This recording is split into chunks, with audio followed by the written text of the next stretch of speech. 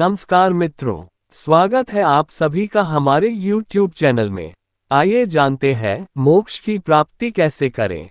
जो मनुष्य, जीव जंतु, पशु पक्षी आदि धरती पर जन्म लेता है उसकी मृत्यु होना भी निश्चित है।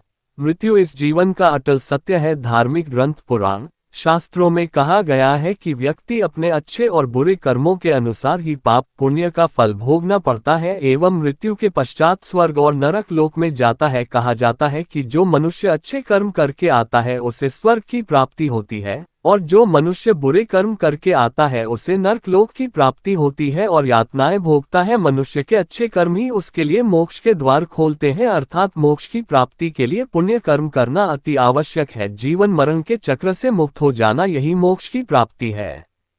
मोक्ष की प्राप्ति होने के पश्चात मनुष्य जन्म और मरण के बंधनों से मुक्त हो जाता है एवं मोक्ष प्राप्ति का अर्थ आत्मा से परमात्मा का मिलन है। इसलिए हर ज्ञानी मनुष्य मृत्यु के पश्चात मोक्ष की प्राप्ति करना चाहता है।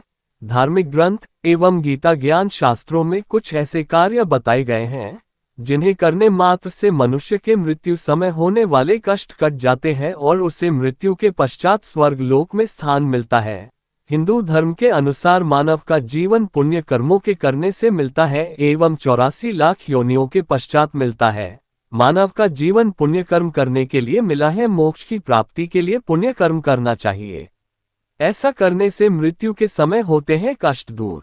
हिंदू धर्म कथा एवं शास्त्रों पुराणों में वर्णित है कि किसी मनुष्य की मृत्यु के समय जो भी कष्टों, दुख, दर्द से घिरा हुआ होता है उसके सामने रामचरितमानस का पाठ करने से मोक्ष की प्राप्ति होती है। रामचरितमानस पुण्यकारी माना गया है, इसलिए मनुष्य को रामचरितमानस का पाठ नियमित रूप से करना चाहिए। रामचरितमानस भगवान राम की कथा से वर्णित है जिसमें भगवान श्री राम जी का पूर्ण वर्णन है।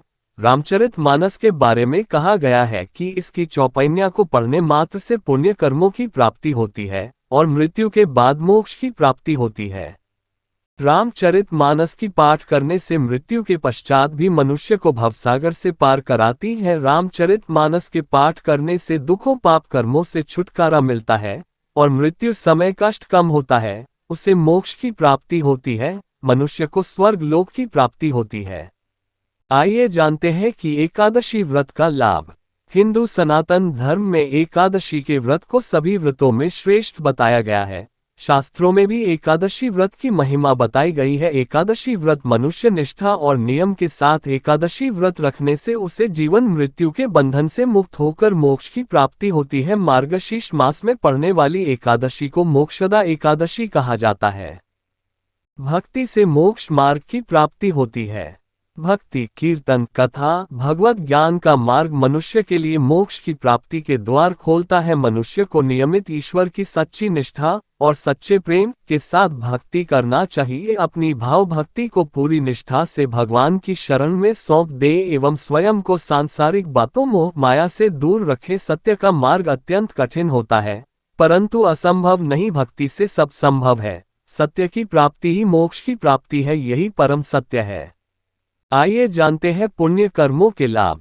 सारा संसार पाप और पुण्य के कर्मों में ही टिका हुआ है। जो मनुष्य जैसा कर्म करता है उसे वैसा ही फल भुगतना पड़ता है। नेक कर्म, सत्य कर्मों के करने से मनुष्य मृत्यु के बाद भी मोक्ष की प्राप्ति करता है, वह स्वर्ग का भागीदार बनता है। भगवान श्री कृष्ण ने भी गीता ज्ञान में कर्म को प्रधान बताया है। मनुष्य को अपने कर्म पर ध्यान देना चाहिए। भगवान श्री कृष्ण ने कर्म को महान बताया है। भगवान श्री कृष्ण ने कहते हैं, बिना फल की चिंता किए अपने कर्म में लग जाओ। अच्छा और सात्विक आचरण एवं अच्छे कर्मों के द्वारा ही मनुष्य जन्म मरण के बंधन से मुक्त हो सकता है। गीता में भगवान श्री कृष्ण ने बताया है, अतः आप सभी को गीता का पाठ अवश्य करना चाहिए।